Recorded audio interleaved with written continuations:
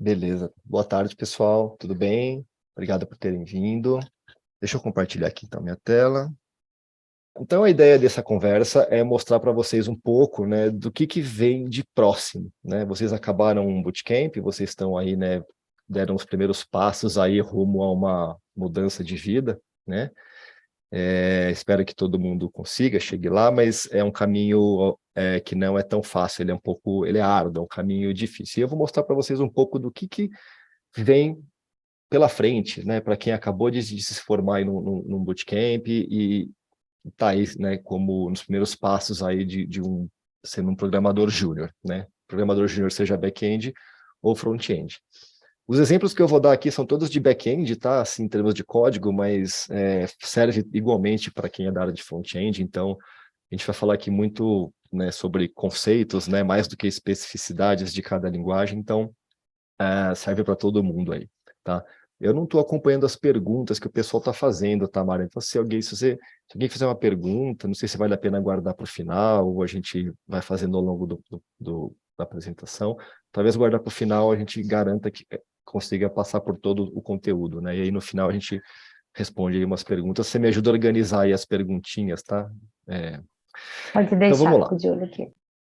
Por que a gente está falando desse assunto, né, de testes técnicos, né, que é o tema dessa apresentação, né, testes técnicos. O que são testes técnicos? Isso a gente vai falar daqui a pouco, mas por que a gente está falando de testes técnicos, né? A gente fala de testes técnicos basicamente porque é assim que um dev arruma emprego, tá? Qualquer dev, em qualquer fase da vida, vai passar por um teste técnico para poder mudar de emprego. E aí eu vou explicar para vocês por que precisa passar por um teste técnico, né? Mas antes disso, eu queria só fazer uma pequena reflexão com vocês sobre o que é ser um dev, né? Vocês estão aqui, vão começar a buscar vagas, né, de desenvolvedor front-end, desenvolvedor back-end, desenvolvedor full stack, mas o que é um dev, afinal de contas, né? Agora que todo mundo aí terminou um curso, né? Vocês já estão aí com conhecimento sobre algumas linguagens de programação, alguns frameworks. O que será que é um dev, afinal, né? Então, como provocação aqui, deixa eu... Aqui. Vou colocar aqui só algumas estatísticas, né? Assim, alguns números para a gente, né? Um médico, ele se forma, ele pode exercer a profissão de médico depois que ele fez uma faculdade de 6 anos e depois fez uma residência numa área específica, né? Chega a demorar 10 anos, né? Um dentista, um advogado, um cientista da computação, né? Que cursa um curso completo de ciência da computação, demoram 5 anos para poderem serem absorvidos pelo mercado de trabalho, exceto em caso de estágio, né? Mesmo um curso técnico, né? Um tecnólogo de TI, que foi o que eu fiz, um técnico de enfermagem, são cursos aí que levam 2 anos a 2 anos e meio de formação, tá? Então, o desenvolvedor, ele é uma profissão, assim como qualquer outra, e ela tem uma infinidade, uma numerosidade de assuntos que a gente precisa conhecer para começar a ser reconhecido como um profissional júnior, né? Então, saber fazer código é uma delas, mas a gente precisa conhecer outros aspectos da programação também, né? Que não é só a gente saber fazer código, né? Saber fazer código a gente aprende num bootcamp, que é o primeiro passo que vocês deram, né? São 3 meses ali, você consegue fazer código. Mas para você ser um desenvolvedor, um programador, você precisa mais do que fazer código. Você precisa ter um pensamento sobre um problema, sobre um desafio, sobre uma situação. Então, você vai ter que entender o modelo de negócio que você está trabalhando. Se é uma empresa que trabalha no agronegócio, você vai ter que entender um pouco do assunto. Se é uma empresa que trabalha no segmento bancário, você vai ter que entender um pouco o que é uma renda fixa. Você vai ter que saber como funciona o banco de dados, você vai ter que saber como funciona um deployment, o que é Git, o que é GitHub, o que é uma API, como que a API se comunica com o banco de dados, como que eu autentico um usuário, como que eu faço um front-end, uma aplicação celular, uma aplicação web.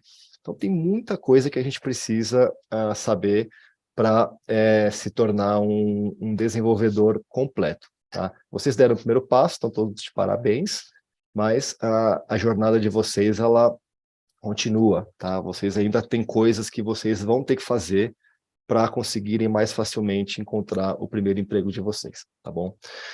Então, a carreira Dev, ela começa geralmente, né, quando você se especializa em um framework só, né, que eu acredito que a maioria do caso de vocês aprendem lá, no caso do back-end, o Java, com Spring Boot, no caso do front-end, se eu não me engano, é Angular, né, ou é React, uma das duas, mas geralmente a gente acaba aprendendo, começando por uma linguagem e por um framework. E tá certo, não tem como ser diferente, a gente precisa escolher uma coisa para aprender, né? Mas, depois que a gente aprende isso, eventualmente a gente acaba começando a trabalhar com isso que a gente já sabe, né? E aí, com o tempo, você vai encontrar lá numa outra empresa que você passou um framework diferente, chamado Micronaut, que na verdade é igualzinho ao Spring Boot, mas ele é outro. E você foi obrigado a aprender esse framework.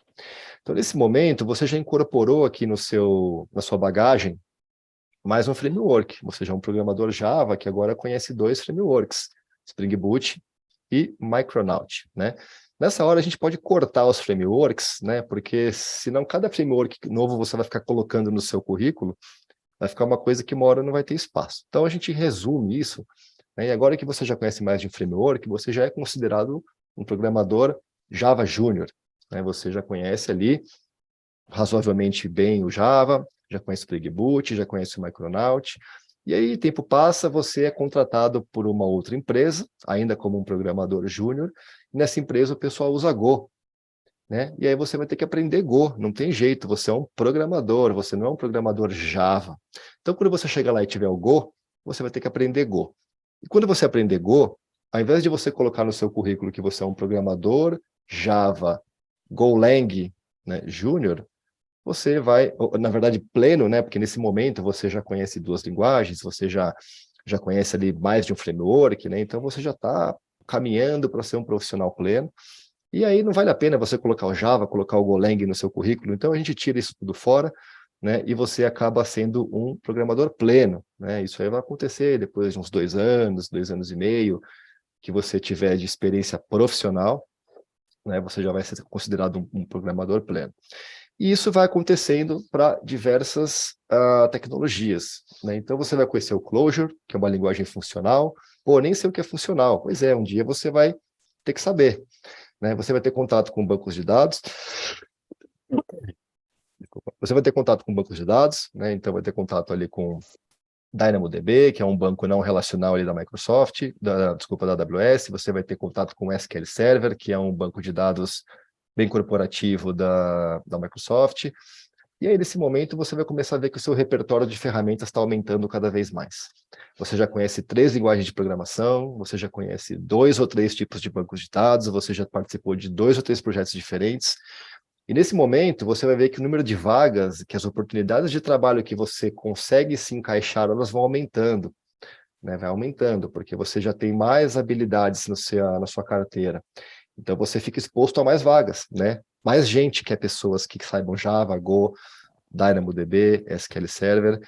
E essa constante, ela continua, tá? Você depois continua trabalhando, você conhece outros frameworks, você vira um programador sênior, e eventualmente você vai ter que resolver outros problemas, né, relacionados à autenticação, deployment, microserviços, nuvem, suporte, experiência de usuário, performance, estabilidade, resiliência. São todas preocupações que o programador lá na frente vai ter que ter. Alguém tem que ter essa preocupação, o sistema não pode dar pau, né? E conforme você ganha experiência, você conhece múltiplas ferramentas, você vai ter que começar a conhecer o ecossistema dessas ferramentas. Como que essas ferramentas funcionam? Elas são interpretadas ou elas são compiladas? São conhecimentos que vocês vão adquirindo. E nessa hora vocês vão gradualmente se tornando profissionais sêniores. E nesse mesmo tempo, vocês vão vendo que vão tendo cada vez mais vagas, né, que você consegue, que você tem aderência, porque você já conhece ali múltiplas plataformas. E chega um ponto que você é chamado tal do engenheiro de software, em que você é chamado e o cara fala assim, olha, eu quero que você implemente um software do zero. Eu vou ter 1 milhão de usuários, eu quero integrar com Facebook, quero integrar com Discord, e você vai ter que fazer o negócio funcionar lá. Você vai ter que montar, elaborar uma arquitetura, pensar em todos os aspectos dessa arquitetura, montar um time, projetar um plano de entrega disso, entregar, testar, colocar seus clientes para rodar, conversar com os clientes, coletar os erros, monitorar, gerar métricas sobre essa aplicação. Então, a coisa, ela vai-se embora, né? E dali para frente, você pode ir mais longe, você pode virar um tech lead, né? Você pode gerenciar um time, você pode virar um tech manager, você pode tomar decisões de negócios dentro da área de tecnologia, você pode virar CTO, que é o cargo máximo, não necessariamente o mais bem pago da TI, tá? Esses últimos aqui são cargos gerenciais, tá? E aqui, daqui para baixo, são cargos mão na massa. E daqui para frente tem vaga para caramba. Eu vou fazer um adendo, deixa eu ver se chegou a hora do adendo aqui. Não, mas eu já vou fazer esse adendo. Se você está começando, né? Você não é uma pessoa que está na base dessa pirâmide, né? Você é um programador Java, Spring Boot Júnior, ou você é um programador React, ou um programador Angular, que ainda não tem muito ferramental à sua disposição. Você não tem seu primeiro emprego ainda para começar a aprender ferramentas novas. O que você faz nesse caso, né? Nesse caso, depende da fase que você está, né? Como vocês todos estão mais ou menos na mesma fase, por isso que eu perguntei, né? Vocês estão começando a carreira de vocês tiveram contato com os primeiros frameworks, né? Então, se você hoje conhece o Spring Boot, você pode, por exemplo, aprender o Micronaut, que é o outro framework. Se você é um programador front-end que conhece Angular, você pode, por exemplo, aprender React, ou vice-versa. Ou se você é um programador Java e não quer aprender Micronaut, você pode aprender alguma coisa de Java, tá? Então, a gente tem que expandir, né? No caso, a pessoa que está procurando, né, subir naquela pirâmide tem que procurar expandir o seu repertório, o seu leque de ferramentas, tá? Então, você vai conhecer um framework novo. Se você só conhece Spring Boot, vai conhecer outro. Se você só sabe programar em React, vai programar em outro. Flutter, Vue, tem um monte. E o que você pode fazer também é estudar mais sobre a sua linguagem, né? Um programador front-end, um programador React Native, nada mais é do que um programador JavaScript. O JavaScript é tipado ou não é tipado? Ele é compilado ou ele é interpretado? Ele tem variáveis dinâmicas ou não tem variáveis dinâmicas? Ele tem exceção ou não tem exceção? Como é que quando dá pau que acontece? Onde que esse cara roda? Ele roda no browser? Então, entender um pouco da sua linguagem principal é um ótimo caminho de você começar a evoluir na sua carreira, tá? Então, se você programa um framework, você faz um sisteminha, vai entender o que é o JavaScript por trás dele, ou o que é um Java por trás de um Spring Boot, tá? O Spring Boot não é uma linguagem de programação, ele é uma ferramenta dentro do Java, tá? Para você ser um programador, você precisa conhecer uma linguagem de programação, você precisa dominar, ou conhecer muito bem, ou conhecer minimamente o Java, o JavaScript, o Go, o Flutter, o Dart, o Kotlin, o Rust, o Ruby, PHP, tá? A linguagem de programação é o que faz o programador. O framework, ele é uma ferramenta de auxílio. Então, se você só sabe Spring Boot, mas você não sabe nada de Java, está na hora de começar a aprender sobre Java. Se você só sabe sobre React e não entende nada de JavaScript, está na hora de começar a aprender sobre JavaScript. E aí eu falo sobre a linguagem mesmo, tá, pessoal? É lá na documentação, ou ir lá no blog, o que é o Java? É começar a ler como é que o Java funciona, o que é a Java Virtual Machine, como é que isso, né? O que é aquela xícara que fica aparecendo, tem que saber, tá, galera? Vamos lá. Vamos adiante aqui. Um adendo sobre o mercado, né? Uma coisa que eu disse que eu ia fazer. A gente está numa fase, pessoal, que está muito desfavorável, tá, para os desenvolvedores. Aconteceram uma série de eventos aí no mundo, né? Não sei se vocês acompanham muito esse mundo de startups e tecnologia, mas classicamente uma startup funciona e cresce com injeção de dinheiro e expandindo o seu time, contratando devs a rodo. E nos últimos anos a gente teve aí uma chuva de ofertas, né? Uma chuva de emprego, principalmente para quem já é sênior, porque essas startups já querem contratar pessoas que estão já prontas para entregar produto, né, não precisam ser treinadas. E essas empresas cresceram tão rapidamente que o dinheiro acabou e elas tiveram que demitir um monte de gente, os tais do layoff, né, que vocês devem ter ouvido falar por aí, pelo menos no LinkedIn. O que é esse layoff? Um monte de profissional foi demitido. Então, aquelas 1.000 vagas que dizem que estavam sobrando, foram todas preenchidas por essa galera aí. E, além disso, o mercado de TI ele está um pouco mais minha palavra, ele está mais consciente, tá? As pessoas, as empresas não estão contratando alucinadamente. As empresas estão contratando com mais critério, tá? Então, ao invés de contratar 3, 4 para fazer um produto, eles estão contratando um. Mas esse um é um bem selecionado. Uma pessoa que sabidamente comprovadamente tem experiência num projeto similar, que comprovadamente conseguiu resolver um algoritmo com uma dificuldade X. Então, o mercado está bem mais rígido, tá? Bem mais rígido. Por quê? Porque o mercado aprendeu que não adianta contratar um monte de gente e depois ter que demitir todo mundo. Ou contratar um monte de gente para acabar, às vezes, fazendo uma cagadinha, né, que vai gerar um prejuízo grande ali para a empresa. Tá? Então, reduziu-se muito o número de vagas na TI. Não é um bom momento para nós, para quem está procurando emprego agora. Porém, o mercado não vai ficar assim por muito mais tempo e daqui a pouco vai começar a voltar. Tá? Então, as empresas estão num momento muito de rédeas curtas, porque elas estão meio assustadas, né, com esses acontecimentos recentes, menos investimento na praça, as pessoas, né, os investidores, os fundos não estão injetando tanta grana, eles também estão mais conservadores, então as vagas minguaram, tá? De fato, as vagas minguaram, mas elas estão por aí ainda. E aí as poucas vagas que tem estão mais rígidas, ou seja, a turma quer contratar a galera mais experiente, tá? Então vocês que estão começando agora têm ainda uma dificuldade dobrada, tá? Que é não ter a experiência.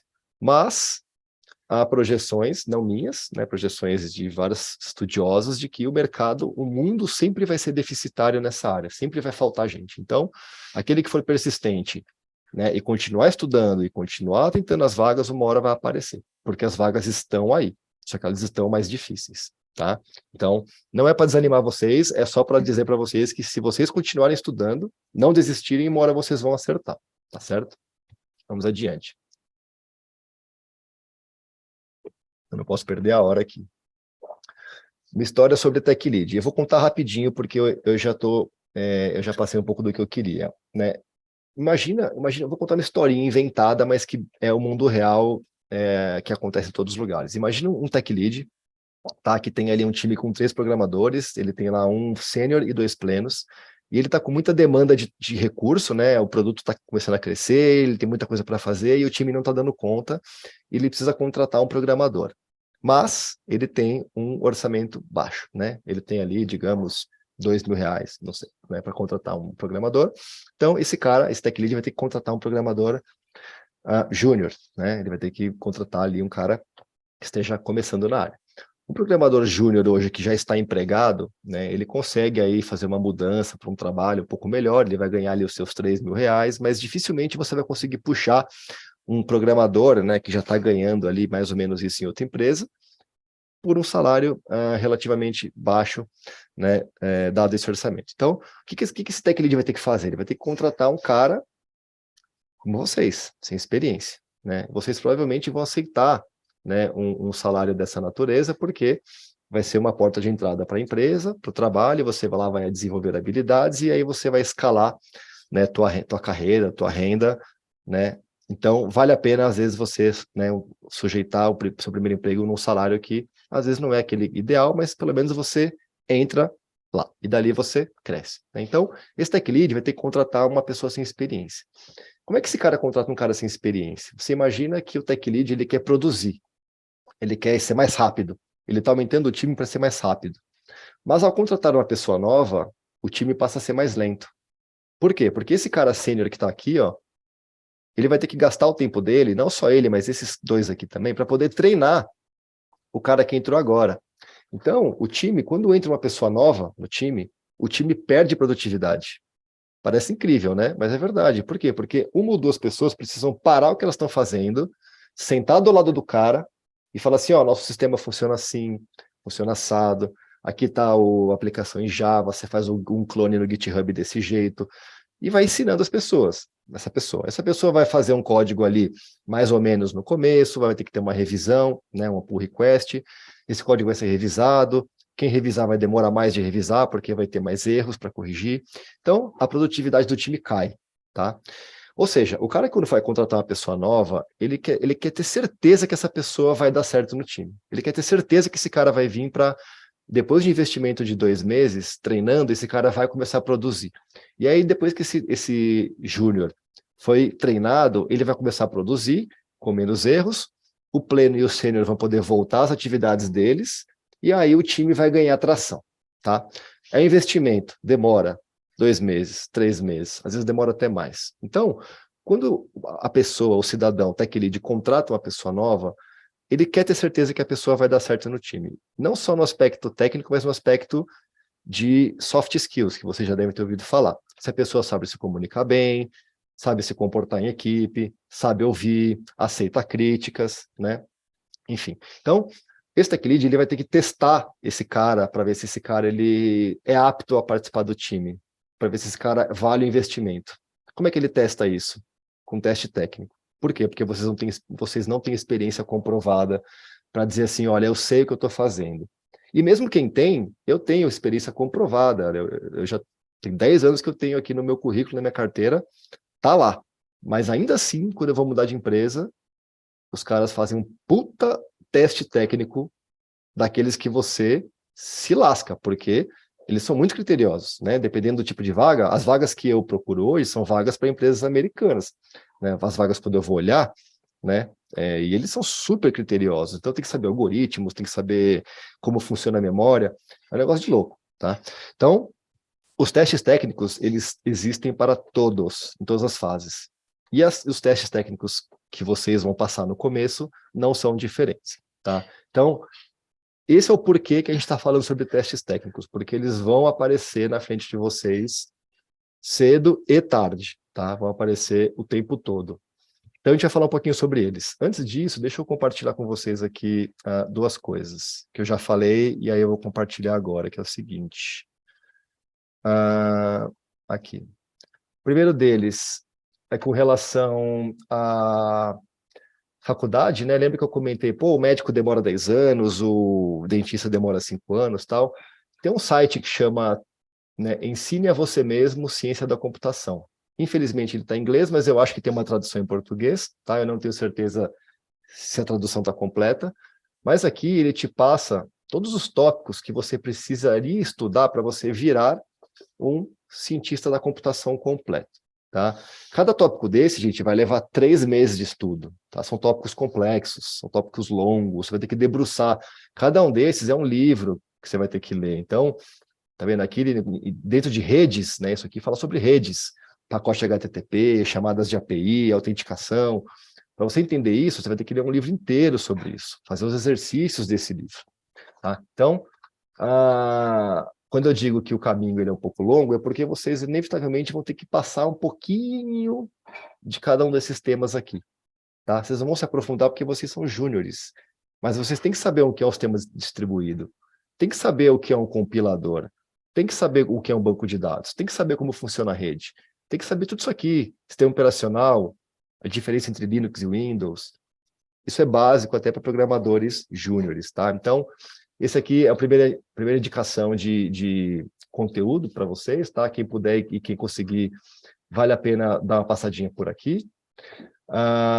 E a outra coisa que eu queria mostrar é a plataforma de vagas, tá? Essa é uma plataforma brasileira, chama Kodesh. Eu não tenho nada com eles, eu conheci eles por acaso no LinkedIn. E é uma plataforma brasileira, tá? E o que é legal dessa plataforma é que você consegue fazer duas coisas aqui. Eu vou fazer um login, usando minha conta do Google aqui.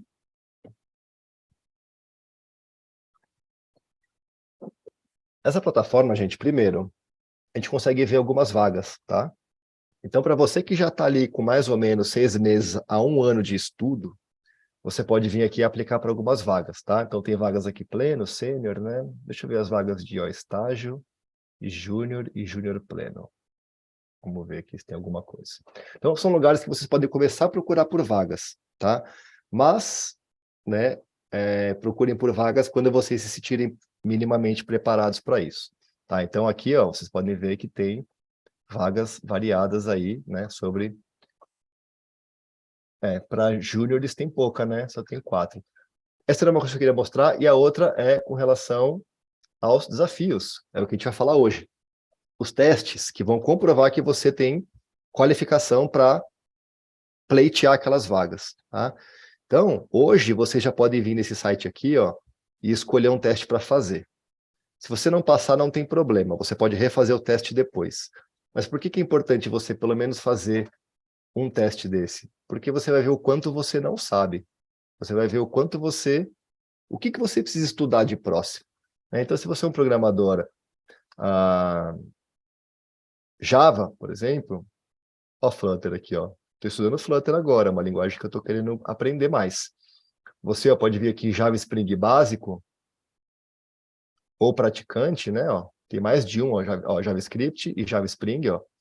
Ver desafio, e aí você faz esse desafio. O desafio ele vai ser um teste técnico, que eu vou mostrar para vocês aqui as possibilidades de teste técnico que a gente tem.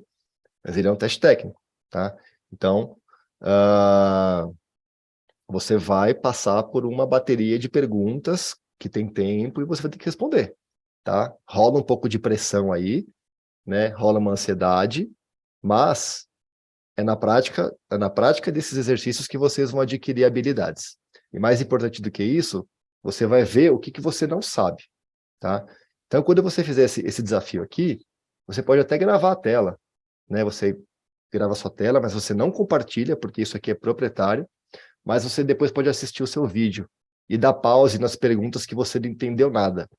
Ou até nas perguntas que você entendeu, mas não entendeu direito. Você dá pause e você vai estudar aquele tema.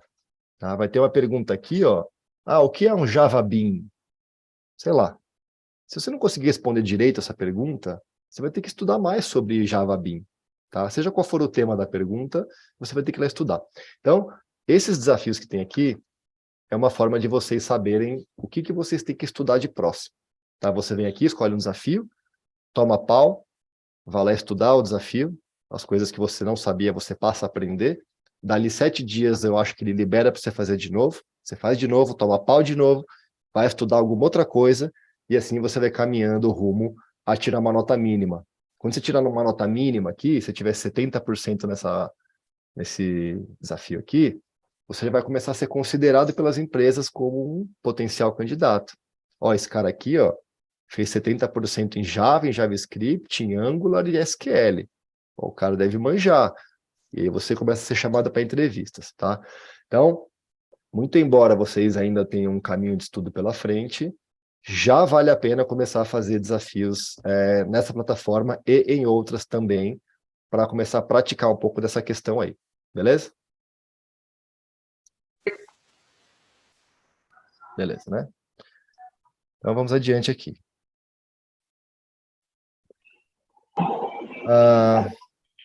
Beleza? Vamos aos testes, tá? O que a gente veio falar aqui hoje, né?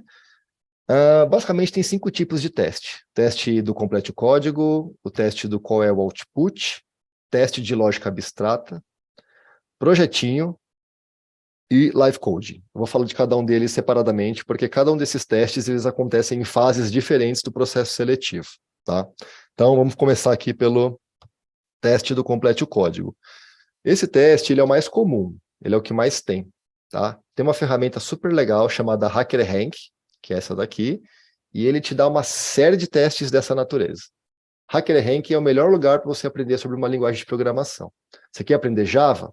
HackerRank. Você quer aprender Go? HackerRank. Você quer aprender JavaScript? HackerRank.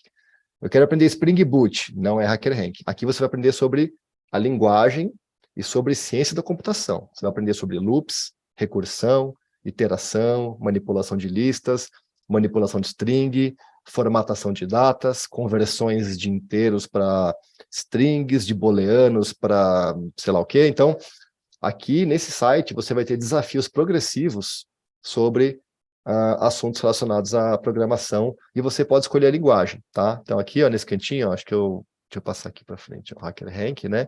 Nesse canto aqui, ele tem a explicação do problema, tá? Ele fala o que você tem que fazer. Aqui do lado ele te dá um código que a plataforma processa, e aí ele coloca aqui, ó, coloque seu código aqui, ó. Então você tem que colocar seu código aqui, ó. Você vai escrever o código aqui. Você pode escolher a sua linguagem, né? Então você pode trocar. Tem uma lista de linguagens ali, você pode escolher a que você achar melhor.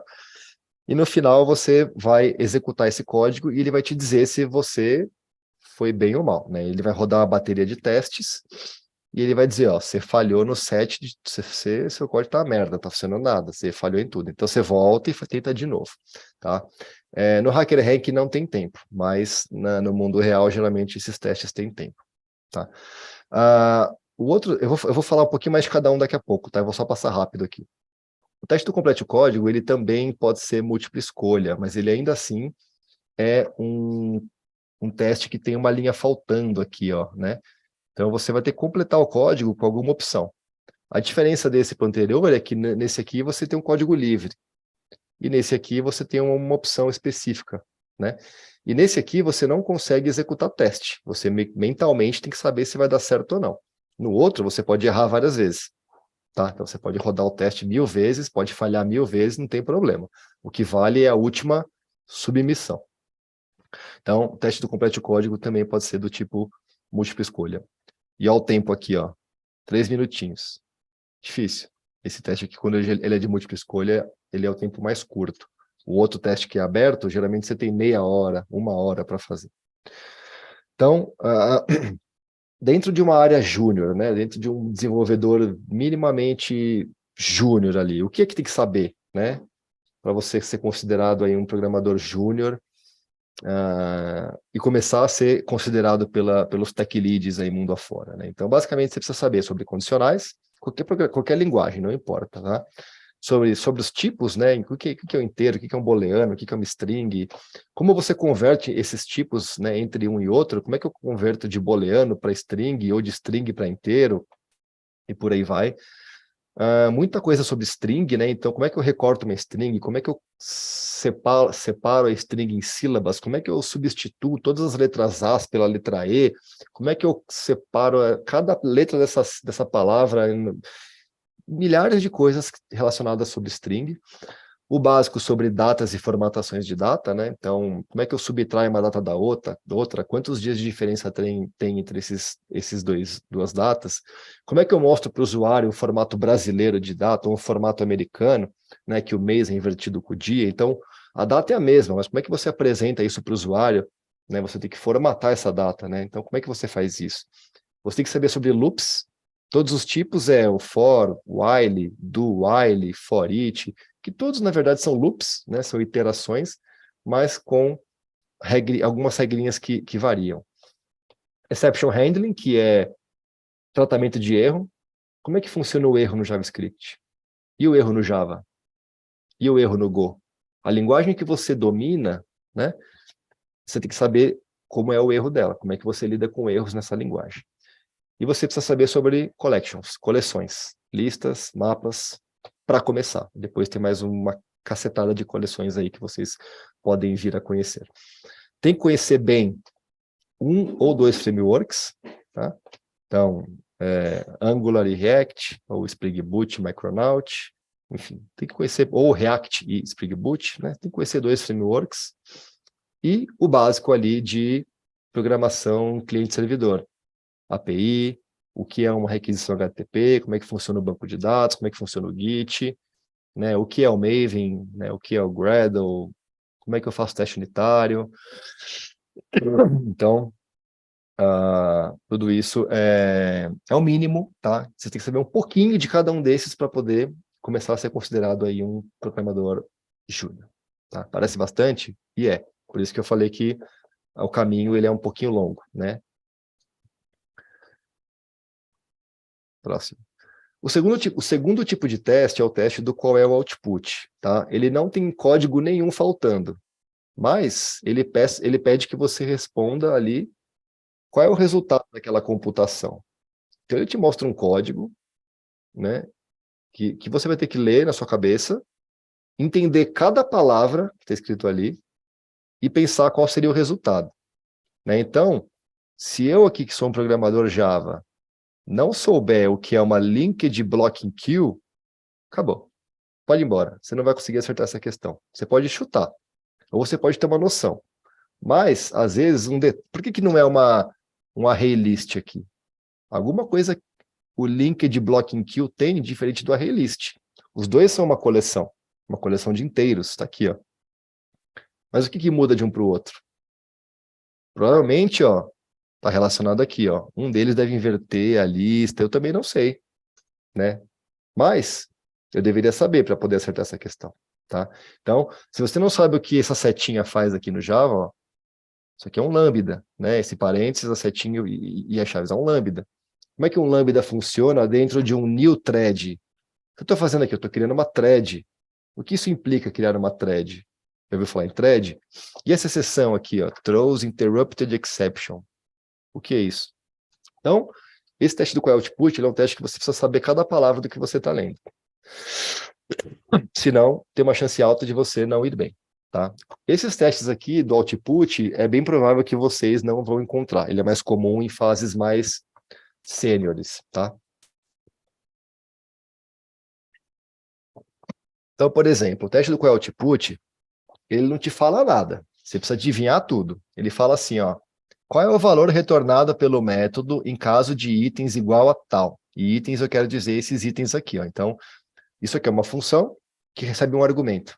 Esse argumento é uma lista de inteiros. Então, ele quer que eu responda para ele qual é o resultado dessa computação aqui, se a lista de inteiros passada for essa, ó, 1, 10, 7, 15 e 9. Então, eu preciso ler aqui a questão, eu preciso ler o título, some itens. Oh, parece que tem a ver com soma, né? Então, você tem que meio que deduzir o que está rolando ali, para poder saber o resultado da computação. Tá? Então, se a gente ler isso aqui adiante, eu vejo o seguinte, olha, eu estou criando aqui um resultado inteiro, que vale 0, e no final eu retorno esse resultado. Beleza, então 0 é uma opção de resposta, tá aqui, né? Mas eu tenho um for aqui no meio, né? O que é um for? Se você não souber o que é um for, acabou, pode ir embora. Se você sabe o que é um for, você vai ter que, na sua cabeça, fazer uma computação. Olha, eu estou pegando aqui um índice, esse i de índice, tá? Ele é igual a 0, e dado que o índice, enquanto o índice for menor que o tamanho da lista, eu quero incrementar este índice e fazer essa computação. Pô, o que isso faz? Cara, você tem que saber isso para você acertar a questão. É difícil mesmo? É. Por exemplo, nesse caso aqui, eu itero por cada item da lista, e se o item, né, se o número for maior ou igual a 10, eu somo o valor desse item no resultado. Ou seja, o principal do meu código está aqui, ó. If item maior ou igual a 10, então soma o item no resultado. O que isso quer dizer? Que se eu encontrar um item que seja maior ou igual a 10, eu tenho que somar ele ao resultado que é 0. Então, no primeiro caso aqui, 1, não acontece nada, eu não somo. No segundo caso, 10. Então, ó, 10 é maior ou igual a 10? É. Então, eu vou somar 10 ao resultado, que por enquanto é 0. Agora virou 10. Vou para o 7. 7 é maior ou igual a 10? Não. 15 é maior ou igual a 10? É. Então, eu vou somar 15 no resultado, que agora vale 10. Aí você precisa, na sua cabeça, ficar guardando os valores. Então, 10 mais 15, 25. E depois vem o 9. 9 não é maior ou igual a 10, eu não faço nada. Quanto vai valer meu resultado no final dessa computação? 25. Tá? Então, a resposta correta aqui é a letra C. Tá? Tudo isso aqui eu já falei para vocês. Tá? E não adianta você copiar o código e colar na sua IDE, tá? Porque geralmente ele coloca uma imagem, então você não consegue engambelar aqui, tá? Nem falar com o chat GPT, nada disso. Você vai ter que fazer mesmo. Outro exemplo, né? Teste do qual é output. Às vezes ele te dá uma questão que é pegadinha, né? Então ele te dá aqui um texto, generation, e ele quer saber se eu passar generation como parâmetro desse método, o que esse método retorna? Primeiro, eu preciso saber o que é substring. Se eu não souber, acabou, pode ir embora. Se eu souber, eu vou ter que saber a regra desse substring. Que a regra dele diz o seguinte, se eu passar um índice aqui... antes disso, o substring, ele corta a palavra, tá? Então, vamos dizer, eu tenho aqui generation, eu falo assim, me dá um substring de 0 a 2. Ele vai pegar do índice 0 até o índice 2. Então, vai pegar o G e o E, né? Porque o 0 é o G, o 1 é o E e o 2 fica de fora. Então, o substring, né, de 3 a 11 está dizendo assim, ó, pegue o que estiver entre a terceira letra de generation e a 11ª letra de generation e me retorna. Só que a 11ª letra não existe. Generation tem 10 letras, né? 1, 2, 3, 4, 5, 6, 7, 8, 9, 10. Se eu tentar pegar o índice 11, o que vai acontecer? String Index Out of Bounds Exception, ou seja, a letra D. você precisa saber que se você passar um índice inválido para um método substring, vai dar uma exception. Tem que saber isso? Tem que saber. É assim que você vai conseguir acertar. Pô, é difícil, hein? É difícil, não é fácil, não. Então, é um tipo de teste que geralmente requer muito esforço de você conhecer bem a linguagem. Por isso que eu bato na tecla de estudar a linguagem. Vai estudar o Java, vai estudar o JavaScript, vai estudar o Kotlin, a linguagem, tratamento de erro, exceção, os métodos de... Isso aqui ó, é manipulação de string. Ó, meu text é do tipo string. Substring é um método que a gente aplica em cima de uma string. Deve ter mais de 100 métodos desse, de manipulação de string. Você precisa conhecer pelo menos uns 20, tá? Terceiro tipo de teste, lógica abstrata. É um teste que vem desse jeito aí, feião, cheio de quadrados, símbolo, listras. E aí você precisa deduzir, geralmente, qual é o elemento seguinte, tá? Qual é o próximo elemento. Ou seja, nesse exemplo aqui, né? Como é que eu vou identificar qual é o quinto elemento? Pô, tá uma bagunça aí. Isso pode ser o A, o B, o C, o D ou o E, né? E aí, gente, tem umas manhas que eu vou ensinar para vocês conseguirem avançar nesses testes e tentarem chegar na resposta. O primeiro e mais importante, você vai quebrar o seu resultado, a sua análise em partes. Então, eu vou analisar primeiro um aspecto desse meu padrão aí. Eu vou escolher aqui o quadradinho laranja que está no meio. Tá? Então, essa figura aqui tem um quadradinho laranja pintado, essa aqui um quadradinho laranja não pintado. Aqui tem um quadradinho laranja pintado, e aqui tem um quadradinho laranja não pintado. Só por esse elemento, eu já consigo inferir qual é o próximo. Né? Tá fácil. Pintado, não pintado, pintado, não pintado. O próximo é pintado. Muito bem, todos acertaram. Ou seja, a letra D e a letra E já estão fora. Só sobrou 3, A, B ou C. Se for chutar, você já vai chutar em 3 respostas e não mais em 2. Vamos continuar. Eu vou pegar agora para analisar a bolinha preta. Essa bolinha preta que está aqui, ó. Então eu estou vendo que nesse primeiro quadrado aqui, ó, ela está nesse cantinho de baixo à esquerda. No quadrado seguinte, ela está no canto de cima à esquerda. No quadrado seguinte, ela está no canto de cima à direita. E na próxima figura, ela está no canto de baixo à direita. Alguém percebeu um padrão aí? Que essa bolinha está fazendo? Eu. Essa bolinha está fazendo o quê? Ela está andando no sentido horário, né? Cada quadradinho que a gente avança, ela pula uma posição no sentido horário do quadrado, ó, tá vendo? Ó?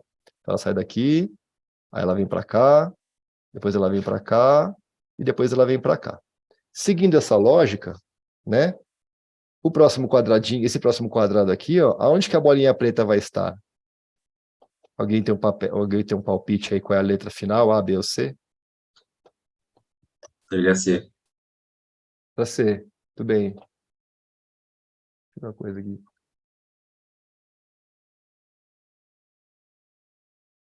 Letra C, isso mesmo. Porque a bolinha preta, todo mundo entendeu, né? Vai estar nessa posição aqui, ó, de próximo. Então, resolvido. A bolinha azul, deixa ela quieta, nem vai precisar dela, tá?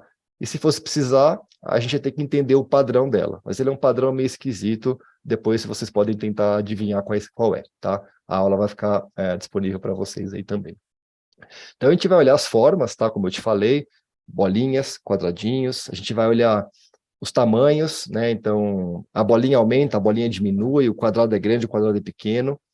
A gente vai olhar a alternância de cores, como é o caso desse quadradinho laranja pintado e não pintado.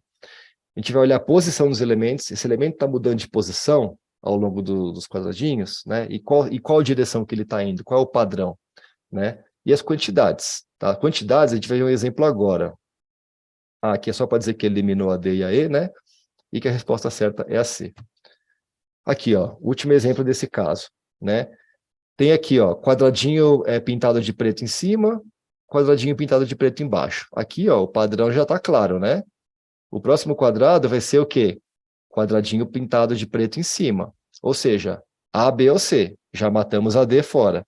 O que mais que eu posso notar aqui, ó? O primeiro quadrado, ó, tem 0 quadradinhos. Esse outro quadrado aqui, ó, tem 1 quadradinho. Esse aqui, 2 quadradinhos. Esse aqui, 3 quadradinhos. Logo, a próxima figura vai ter 4 quadradinhos. Isso aí, com a figura pintadinha de preto em cima, tá? Então, letra A é a resposta dessa questão aqui. Então, sempre vejam um elemento por vez, tá, pessoal? Escolha um elemento, analisa o padrão, elimina a resposta, escolhe o próximo elemento, identifica o padrão, elimina mais algumas respostas, até você chegar no final.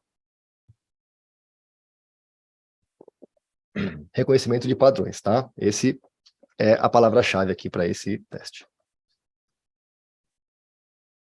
Aqui, geralmente, ele pede o símbolo seguinte, né? Aqui o último, mas pode ser que ele peça um símbolo do meio, né? Então, ele vai ter uma interrogação aqui no meio, assim, ó. Quer dizer, aqui no meio, no caso, né? Pedindo para você adivinhar qual é a imagem que estaria no meio. Mas o raciocínio é o mesmo. Vamos lá. Geralmente tem tempo, tá? Quando você cai num teste desse, ele vai te mostrar uns 10 desse, uns 15. Cada um você vai ter 3 minutinhos para responder. Então, se você tiver com muita dificuldade, não conseguir 3 minutos na média, né? Porque em geral ele tem lá 10 questões e 30 minutos. E aí você tem que gerenciar seu tempo. Então, se você tiver travado na questão, não conseguir resolver, vá-se embora. Vai para a próxima. Se sobrar tempo, você volta. Tá? E não esquece de eliminar as respostas que você já sabe que não tem nada a ver. Se travar, pula. Quarto tipo de teste é o teste do projetinho, que é o código livre. Em geral, esse teste aqui, ele acontece numa segunda fase, né, quando você já passou pela primeira fase, já passou por uma entrevista, ou já passou por um teste do Complete o Código, pode ser que eles peçam um projetinho. Projetinho, ele é um projeto, como diz o nome, ele é um projetinho, né? Então, você vai ter uma série de instruções ali, várias instruções, e você vai ter que fazer um projetinho, tá? Você vai demorar alguns dias, né? 3, 4, uma semana. Em geral, o prazo que eles dão para um teste desse tipo é de 10 dias, 7 dias. Você faz à noite, na hora que você puder, quando eu voltar do trabalho ou em fim de semana. Não tem tempo, né? Assim, não é meia hora, aquela coisa do relógio, que fica ali o reloginho contando, né? Os testes anteriores, eles têm um reloginho que fica ali no cantinho, te dando aquela pressão psicológica, apertando sua mente. Esse aqui não tem. Porém, você vai gastar mais horas nele. Você vai ter que sentar, vai ter que ler, vai ter que estudar, vai ter que resolver. Vale como aprendizado, né? Um projetinho desse traz muitos aprendizados. Ele é bem legal. E, em geral, ele traz aqui 3 itens obrigatórios, alguns itens obrigatórios, né? Então, ele diz aqui, obrigatório 1, você precisa fazer pá, pá, pá, pá, pá. Obrigatório 2, pá, pá, pá. E aí, obrigatório 3, e depois tem os diferenciais, né? Se você conseguir fazer isso aqui, você sai na frente de uma galera aí. Então, esse teste aqui, geralmente, você demora alguns dias para fazer, e é um teste que você precisa ser mais completo em termos de solução, né? Você vai entregar um software que tem que funcionar, o cara vai rodar isso aí na máquina dele, você vai ter que dizer como é que você roda isso. Ele vai testar esse projeto. E vai olhar também a qualidade do seu código. Ele vai abrir seu código e vai ver lá como é que você organizou aqui, o código, como é que você pensou na hora de separar ali as responsabilidades e tudo mais. Então, é um código bem de análise qualitativa, tá? Ele vai ver a qualidade do seu projeto. Tá? Esse exemplo aqui, ó, eu peguei da Kodesh também, que é aquela mesma empresa, plataforma que eu mostrei para vocês mais cedo.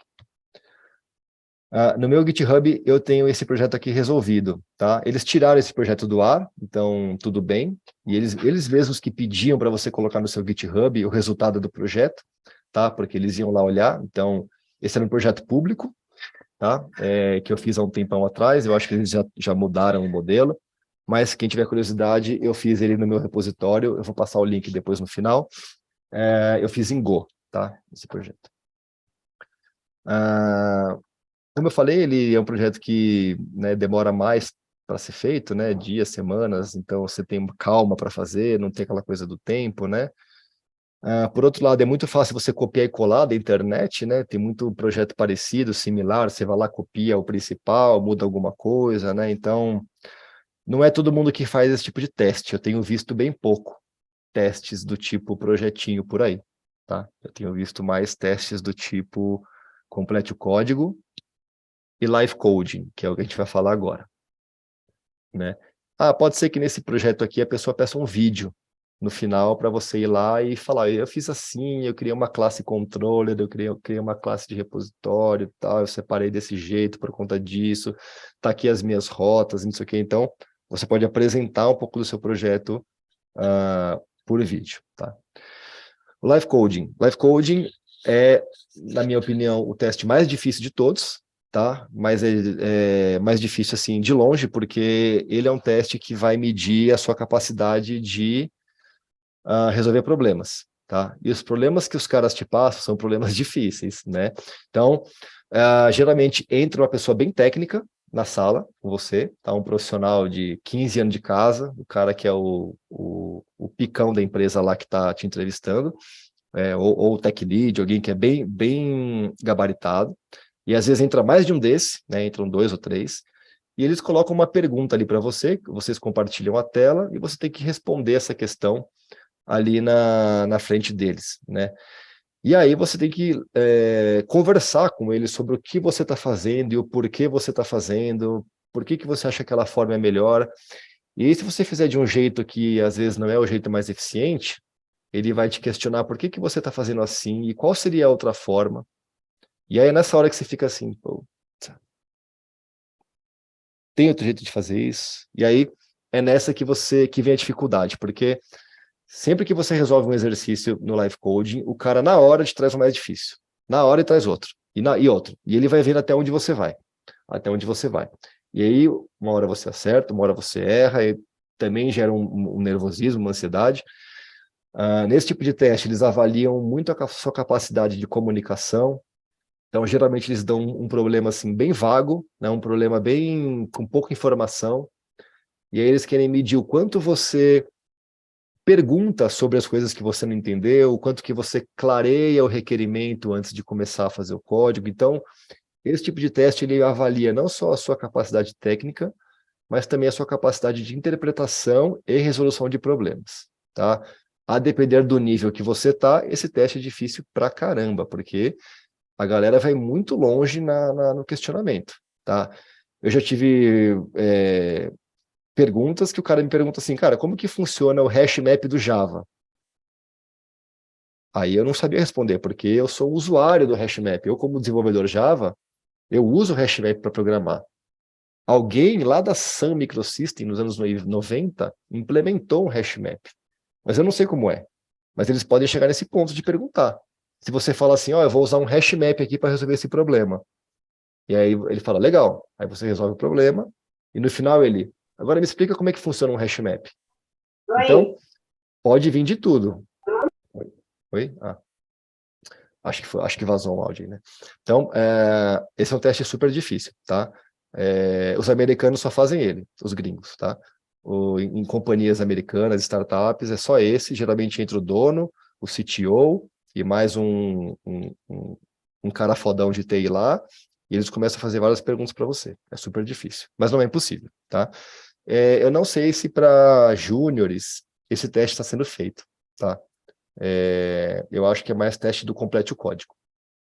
Mas ele está aí e ele pode aparecer. Tá? Então aqui é só, acho que vai, né, mostrar aqui o que... sim, uma coisa que é legal, né, falar é o seguinte, tem perguntas difíceis, mas é perfeitamente ok você responder assim, ó, não sei, mas eu posso olhar rapidinho? Aí o cara vai falar assim, pode. Aí você dá uma googada e vem aqui e responde. Eles não acham isso ruim. Porque faz parte também do processo avaliar o quanto você consegue se virar diante de uma situação nova para você. Então, você fala assim, não sei, mas vou olhar rapidinho, e se você voltar com a solução certa, melhor ainda, mas se você voltar com a solução sem ser a correta, também não tem problema. Você pode responder assim, por exemplo, olha, eu sei que nesse caso aí, a gente poderia usar um linked list, uma lista ligada, mas eu não tenho certeza se daria certo por conta disso. Então, você explicar o seu raciocínio, por que você acha que funcionaria ou não, isso também ajuda você a se qualificar. Nem sempre você precisa responder com código a resposta correta.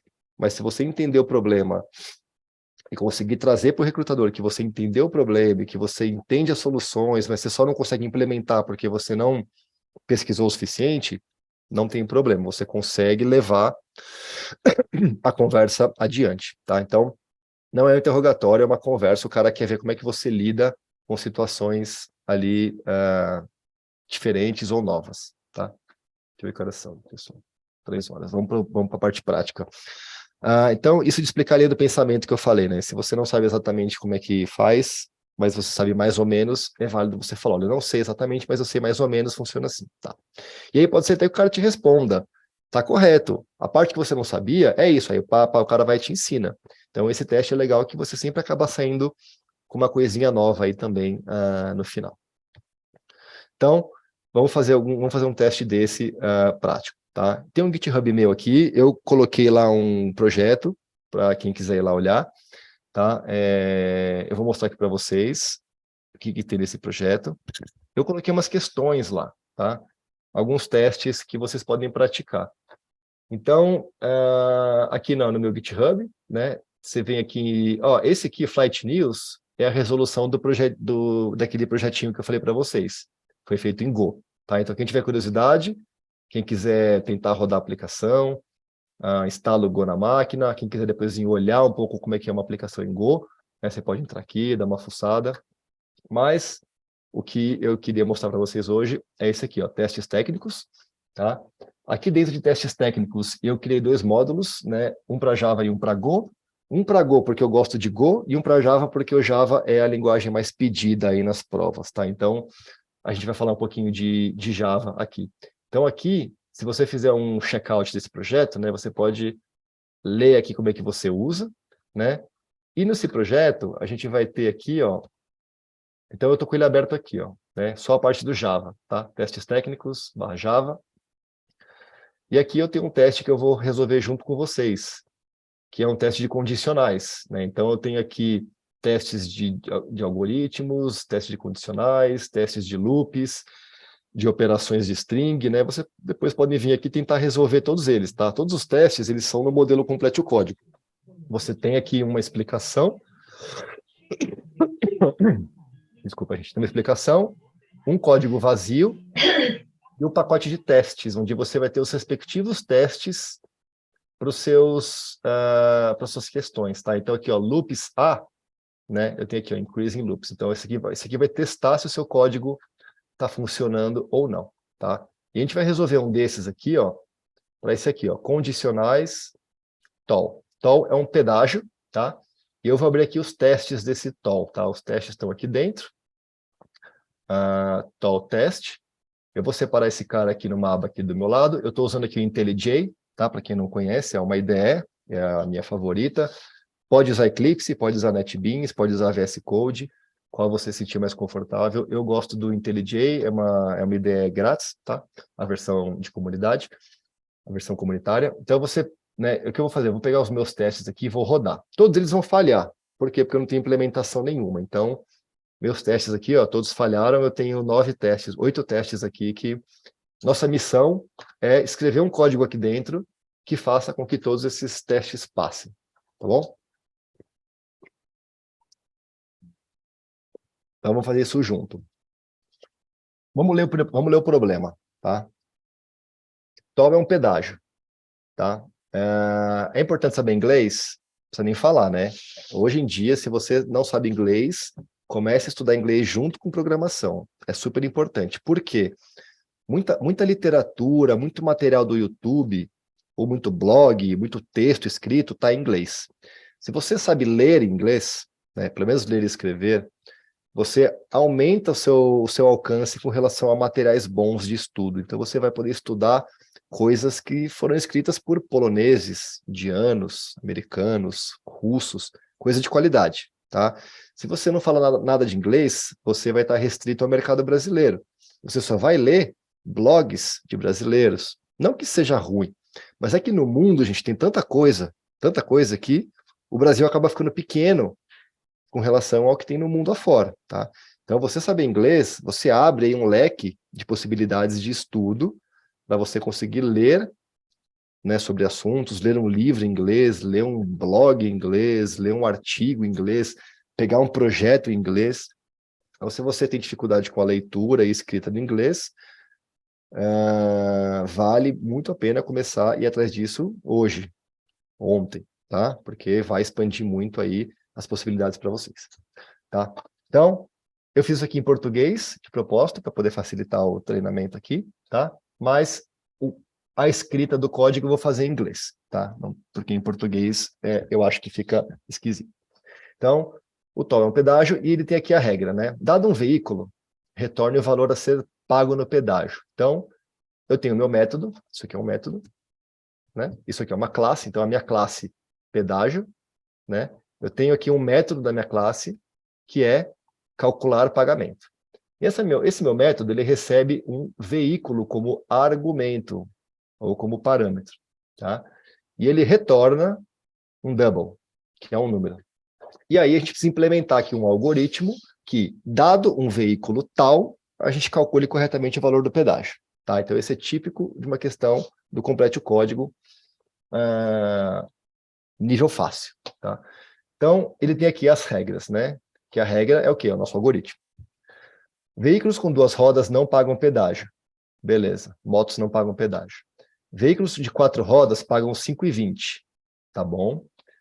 Veículos de 6 ou mais rodas pagam 2,60 a cada duas rodas, limitado a R$ 10.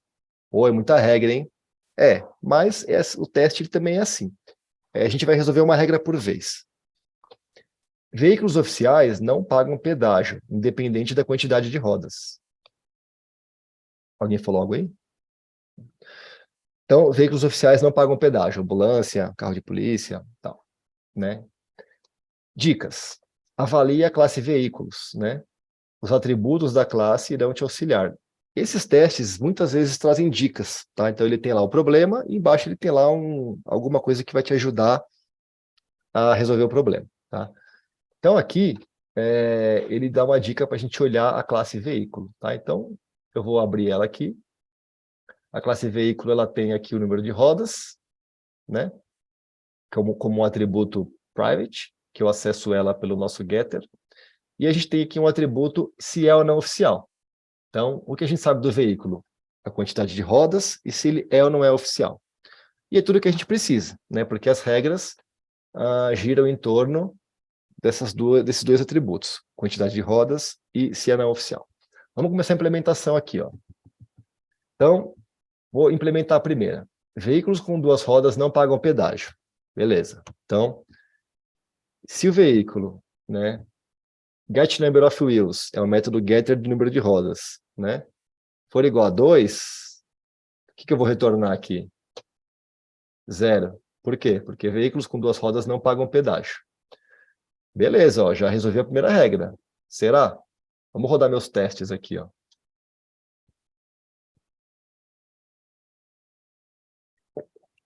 Ó que legal.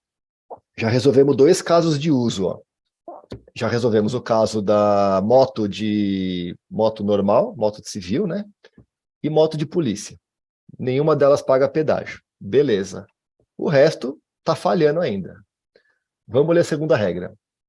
Veículos de quatro rodas pagam 5,20. Ok. Else if, né? Se o veículo tiver quatro rodas, então retorna 5,20. Não é essa a regra? Tá fácil, né? Vamos testar de novo? Eu espero ter passado em mais algum. Ó, passei no teste de carro de família. Carro de família vai pagar 5,20. Tem quatro rodas, 5,20. Mas o carro de polícia falhou.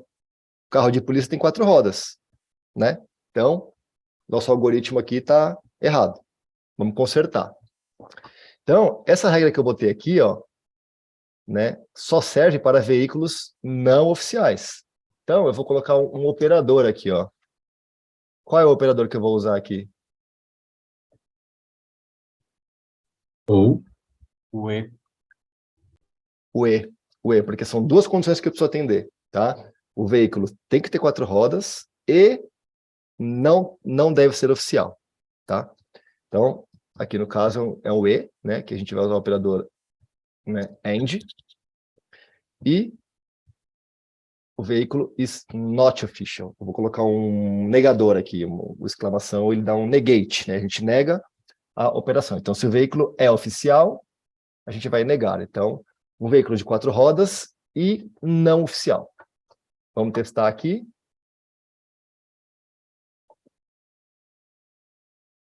Beleza, continuamos passando aqui no carro de família, mas o carro de polícia ainda ficou de fora. Então, vamos copiar essa condição aqui, ó. Vamos fazer uma mudancinha, né? Então, se o veículo tiver 4 rodas e for oficial, retorna 0. Gente, aqui eu estou fazendo o código, não é o código mais eficiente. Eu já vou mudar esse código daqui a pouco. Estou fazendo o código que funciona. É para vocês acompanharem o raciocínio, tá? Esse código ele vai ficar feio, mas a gente vai resolver. Mas, de novo, no teste, o que vale é funcionar. Se ficou feio, paciência, tá?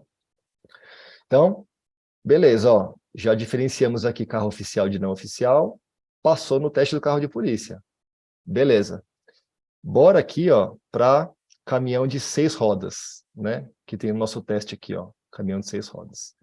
Então, eu vou botar basicamente a mesma regra aqui, né, galera? Ó, eu vou copiar aqui toda essa linha aqui, né? Vou botar, se o caminhão tiver 6 rodas e não for oficial, e vou copiar também essa linha de baixo aqui.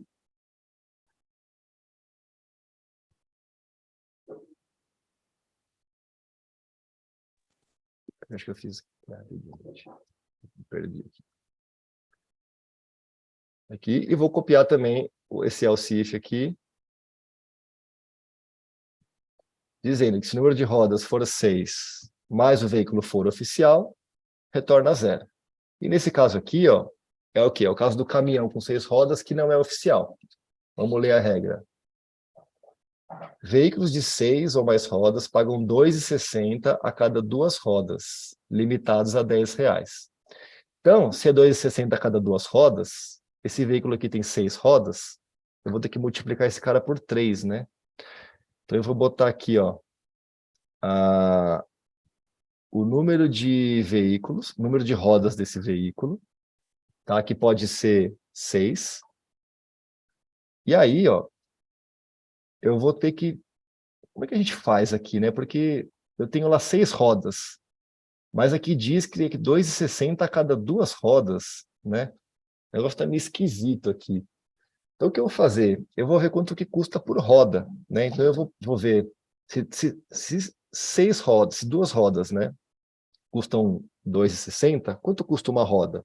R$ 1,30, né? Se o caminhão tem 6 rodas, então, eu vou fazer aqui, eu vou retornar aqui, ó, né, o número de rodas vezes 1,30.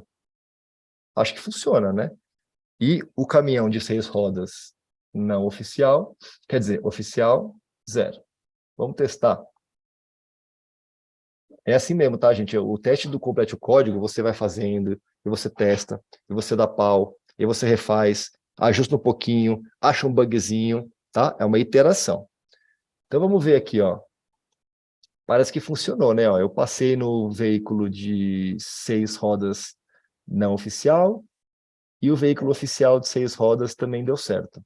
Beleza. Ele falhou no veículo de 8 rodas. O que está acontecendo aqui? Porque ele fala 6 ou mais rodas, eu já vi que cada roda custa 1,30. Se o caminhão tem 8 rodas, eu vou multiplicar 8 por 1,30, ele deveria dar o resultado, né? Se a gente clicar aqui no teste que falhou, gente, aqui tem um bug, ó. Tem um bug, né? Eu estou testando o número de caminhões, ó, igual a 6 rodas, né? Igual a 6 rodas. Mas aqui ele fala, ó, 6 ou mais. Ou seja, o que for maior ou igual a 6. Beleza? Então, é nessa que você vai pegando os bugs. Vamos ver agora se vai melhorar aqui nosso teste. Ó. Vamos rodar ele todo aqui para ver. Faltou só um. Só faltou o de não oficiais. Essa hora que você está fazendo um teste técnico, falta 3 minutos para acabar, só falta um para dar certo. Você fala, ai Jesus, mas vamos lá. Aí você vai ler, né? O que está acontecendo aqui? Por que o veículo não oficial de 8 rodas falhou? Se você ler a regra de novo, ele fala aqui, ó, bem no final, ó, limitado a R$ 10. Ou seja, se passar de R$ 10, você vai pagar R$ 10. Então, no caso aqui, 8 rodas vezes 1,30 dá mais que R$ 10, dá 10 e pouco. Ou seja, o nosso teste, ó,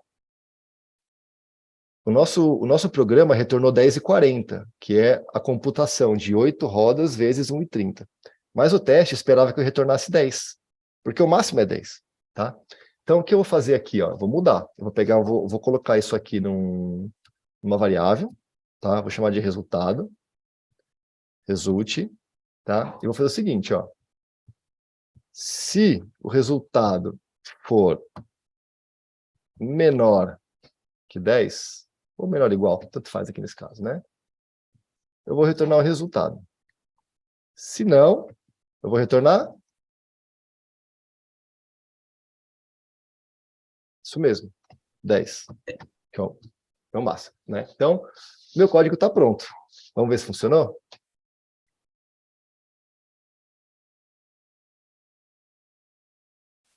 Beleza, enviar, porque nessa hora vai estar acabando o seu tempo, você vai ter que submeter seu código, né? E aí você vai clicar em enviar, submeteu, tá? Aqui é uma simulação, a gente não tem isso, mas na hora que você está fazendo um teste desse, o tempo está acabando, você precisa ficar atento ali para você no final, porque os testes que você roda, eles vão só te dando um feedback, mas não é a tua resposta final, né? Você pode mandar sua resposta final mesmo com erro, mas o ideal é que você faça uma resposta final que passe em todos os testes, tá? Esse teste passou em todos, mas ele está bonito? Mais ou menos, né? Ele está meio grande. Como bônus, vamos tentar melhorar esse teste aqui, essa implementação. Então, como bônus, né? Eu vou deixar a implementação aqui embaixo, para a gente poder lembrar dela aqui. Gente, por que tem o -1 aqui, alguém sabe? Esse -1 aqui é por conta do Java, tá, gente? Agora eu posso tirar ele. Mas, antes de eu ter uma... Ó, eu não posso tirar porque o Java não deixa. Ó, ele fala que está faltando um return statement, tá? Então, esse -1 quer dizer o seguinte, cara, eu cheguei numa condição aqui praticamente impossível, que não era para ter chegado, porque todos os meus if-elses era para ter coberto todos os casos de uso. Então, se eu retornei -1 é porque tem um bug aí. Então, você pode até colocar no seu teste unitário, né, testando por isso, tá? Então, esse -1 ele está aqui por conta do compilador do Java, tá? O Java não deixa você ter uma função que diz que retorna, mas não retorna, tá? Então, a gente retorna ao longo dos nossos ifs aqui, né? Mas mesmo assim, o compilador pede para a gente um retorno aqui. Então, a gente retorna -1, quer dizer, é um número nada a ver, né? Sua resposta, seu algoritmo está errado se você retornar -1. Então, eu vou comentar isso aqui tudo e vou refazer esse código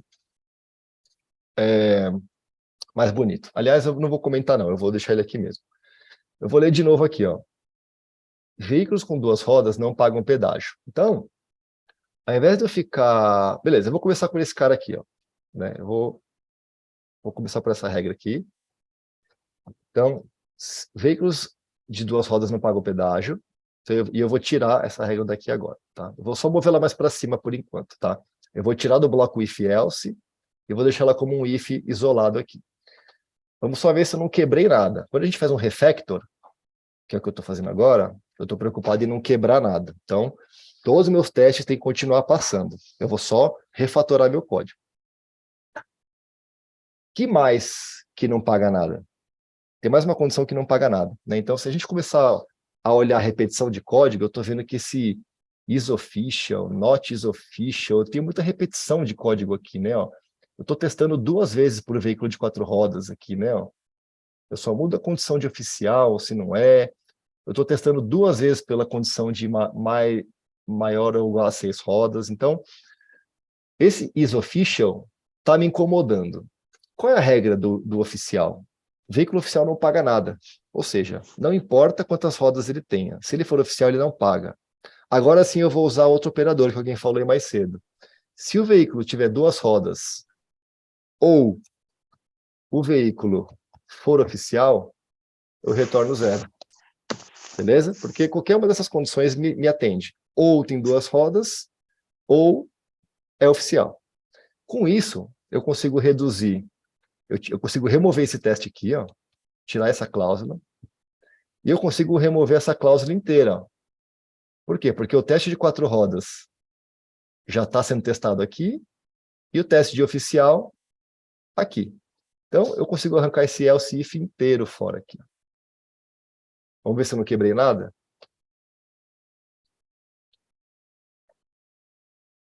Beleza, tudo certo. O que mais que eu posso fazer para melhorar isso aqui? Bom, eu já vi que cada veículo retorna, tem o custo de uma roda de 1,30, né? Isso a gente já viu. Então, o que eu vou fazer aqui? Eu vou puxar essa condição aqui para cima, né? Afinal de contas, essa condição de cima aqui, ó, se eu olhar bem para ela, se eu parar para pensar um pouquinho nela, 5,20 é o dobro de 2,60. Ou seja, o veículo de 4 rodas também está pagando a mesma coisa que o do ônibus, que o do caminhão. Por quê? Porque 4 rodas custam 5,20, 2 rodas custam 2,60. Uma roda custa 1,30. Então, eu consigo juntar essa regra, eu consigo juntar essa lógica numa condição só, que é o quê? Multiplicar o número de rodas por 1,30. Tá? Porque tanto o carro quanto o caminhão vão seguir o mesmo preço, só muda mesmo o número de rodas. Isso às vezes são pegadinhas que estão implícitas no código, tá? E que se você pegar, você consegue fazer um código mais eficiente, mais rápido. Mas se não pegar, tudo bem, o código vai ficar mais comprido, mas vai funcionar. Então, com esse caso aqui, eu já consigo saber quanto cada veículo vai pagar, né? Baseado no número de rodas. Eu só preciso, então, colocar essa regrinha aqui, né?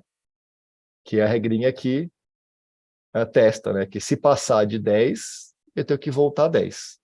E aí, gente, todo esse resto aqui, ó, eu já não preciso mais. E nem esse cara aqui. Horroroso. Vamos tirar ele aqui. Vamos ver se eu não quebrei nada. Ó, continua funcionando.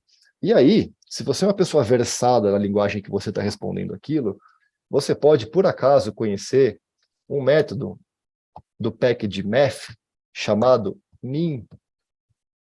Como é que esse package faz? Ele retorna o mínimo entre dois números. Oh, mas eu não conheço esse package. Não conhece porque você está começando agora. Mas conforme você for resolvendo testes dessa natureza, você vai ser exposto a problemas que você vai ser obrigado a aprender esses caras aí. Então você vai gradualmente passar a conhecer cada vez mais a sua linguagem. De novo, entra aqui, ó, conhecer mais sobre a linguagem de programação. Então, se você conhece bem, se você é do Java, e você não conhece o package math, você está por fora. Você vai fazer código à toa, tá? Como eu conheço, eu vou usar. O que esse package faz? Ele retorna o mínimo entre dois números. Quais números? O 10, que eu sei que é o máximo, e essa computação aqui, ó. Ponto e vírgula. E aí, gente, ó, incrivelmente, eu posso arrancar tudo isso aqui fora também, ó. Olha só o que ficou no nosso método. Preciso retornar isso, né? E aí, vamos rodar aqui e ver se está tudo bem. Olha lá, que bonitinho. Então, a gente consegue resolver o mesmo problema, ó, com 5 linhas de código. Tá? Então, esse teste do complete código, né, ele tem essa questão de você resolver a qualquer custo. Isso é o mais importante. Próxima etapa é você fazer um código eficiente, mais bonito. Isso aqui vai ser útil no live coding. Se você fizer uma resposta horrorosa que funciona, o cara vai te olhar e falar assim, dá para melhorar isso? Aí você vai ter que melhorar. Se o cara falou que dá, é porque ele sabe o jeito de melhorar. Então você vai ter que saber também. Tudo bem se você falar assim, não sei. Daí o cara vai te dar umas dicas. Ó, pensa aí sobre o veículo oficial. Tá, o cara te dá meio que uns toques, e aí você, pum, pode ter ali uma luz e começar a melhorar teu código. Tá? Mas isso aqui, ó, você chegar num resultado como esse aqui, requer prática, requer experiência, você precisa conhecer da linguagem, né? Você precisa saber o que está fazendo, você precisa ter passado por isso várias vezes para poder chegar a um resultado eficiente, né? E compacto, que é compara aquele código anterior com esse, né? Se vier uma pessoa aqui, se mudar, a regra mudar, né? E o desenvolvedor novo precisar vir mexer nesse código. Qual código você acha que está mais bonitinho para ele mexer? Qual que está mais fácil dele mexer? Qual que você acha que ele vai fazer cagada, sem querer, né? Então, introduzir um bug, né, com as palavras corretas. Então, um código mais comprido, ele é mais difícil de se manter. Ele é mais error prone, que a gente fala, ele tem mais chance de dar bug. Um código mais conciso, mais enxuto, tem uma tendência a ser mais fácil de ler e a dar menos bugs. Beleza, gente, ó, essa foi uma apresentação rápida, a gente já chegou aqui no final dela, tá? Então, A ideia era passar um pouco aqui do mercado de trabalho para vocês, né? Passar um pouco aí enfim, de como é que as coisas estão acontecendo e também passar um pouquinho aí dos tipos de teste que a gente, né, encontra pelo caminho que vocês provavelmente vão acabar encontrando. Tá? E aí eu vou abrir um pouquinho agora para dúvidas, né, para a gente poder bater um papo livre aí.